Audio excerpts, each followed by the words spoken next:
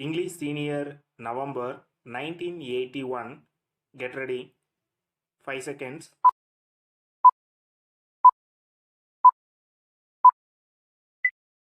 Mr. Speaker, sir, coming to the budget estimates, I am not going to deal at length with the amounts allotted to various departments.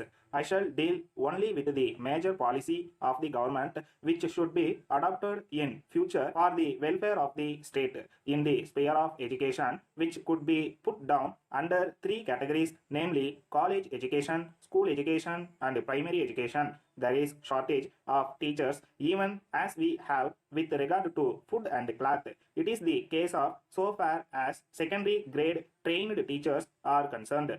In order that there may not be any shortage of the teachers and to get over this situation, I suggest that the minimum salary for teacher should be raised from the present level.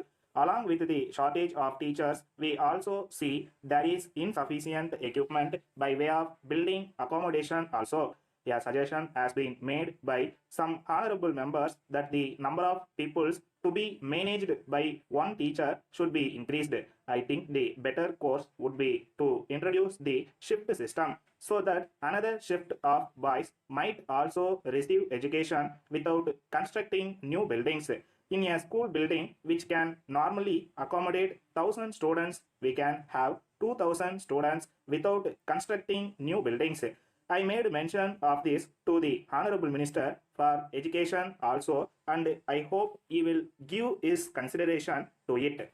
If that is adopted, we need not bother about the construction of new buildings immediately. Of course, for permanent institutions, we can construct buildings according to the convenience of the finance of the government.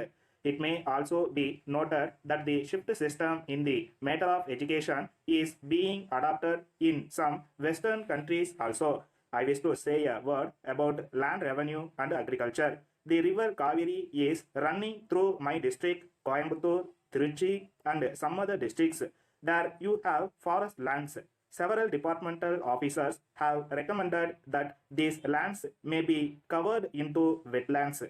It is capable of producing fine paddy every season. There will be no need for the grant of any subsidy. If you only dig 4 or 5 feet, you are able to get fine water very easily. I strongly recommend to government that this may be considered immediately so that more than 10,000 acres may be brought under cultivation as wetlands. I am sorry to say that the health of the people does not receive as much attention as it ought to. Sir, at present, we find that the medical department seems to be an agent for distribution of foreign medicines. They recommended foreign medicines to everybody without taking into consideration their capacity to buy. I do not blame them for it. I do not mean to suggest that the Western system of medicine is bad. We can have that system for certain special branches of treatments. For general medical treatment, people can adopt our own Indian systems, which will be more useful and economical than foreign medicines and will be suited to conditions in our state. So far as food is concerned, whatever inducement you may offer by way of bonus to speed up procurement, it does not solve the question of food. We must see that we are self-sufficient in the matter of food and we should not go about seeking food later on. The Minister for Agriculture said that we are living in better times. I think that it is only in better times that we should concentrate our attention on the achievement of quick results.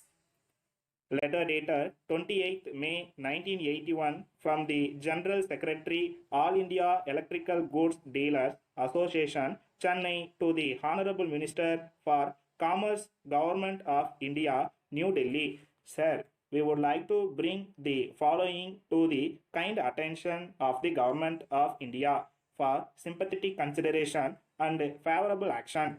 It is a matter for regret that the Government of India Shorthair decided to lift the ban on import of high power electric motors by the members of the association during the current year.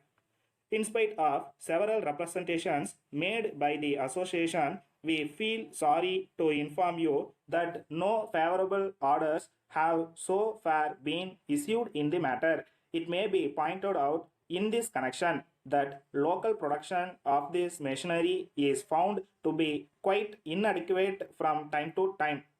Hence, we are of the firm opinion that there is no other alternative except to allow import of its machinery in order to meet the increasing demand and to bring down the prices. It is an established fact that industrialization alone can help to raise the standard of living of the people of a country quickly and effectively. In these circumstances, we appeal to the government of India to kindly take into consideration all aspects of the matter and pass early orders to allow import of this machinery by the members of our association.